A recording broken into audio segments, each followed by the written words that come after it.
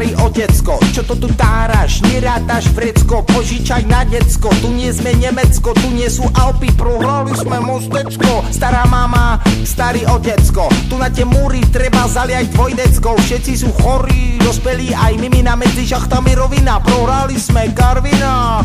To je ale situácia, ako to budem riešiť, zafajčíme a uvidíme, toto je ozajstný hip-hop.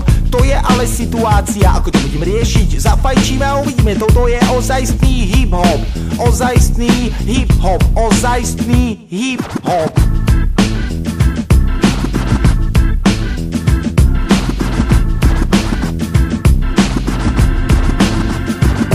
Moja nesmrteľná teta, môj nesmrteľný ujko, pripadám si ako taký malý chujko. Robím na paradajkách, zbieram milióny, čašem vinice, prohrali sme Litomnežice, Lovosice, Jitrnice, Jaťarnica o dvoch koncoch aj v Košiciach. Máme tu železiarne, nezamestnanosť, aj dušnosť na pliciach. Možno by som niečo zarobil v Trenčanských Tepliciach, ale prehrali sme vo všetkých mestách aj uliciach.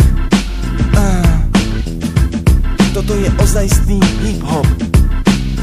Počúvaš ma, Kemo?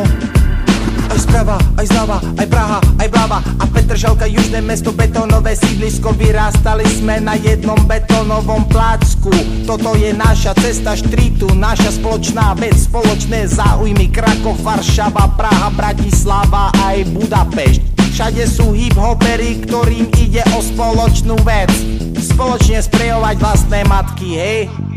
Nezáleží na tom, z akého štátu si, nezáleží na tom, akého tatu si. Vyberie tvoja dcera. Rasisti majú čudné hip-hopové štatusy.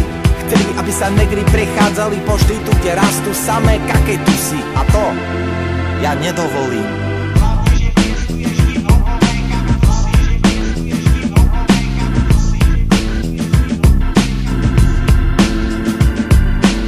Vieš, čo je to, keď nasprejuješ vagón plný uhľa a oni jej potom preklopia, hej? Toho spreja, ktorý príde v níveč, hej?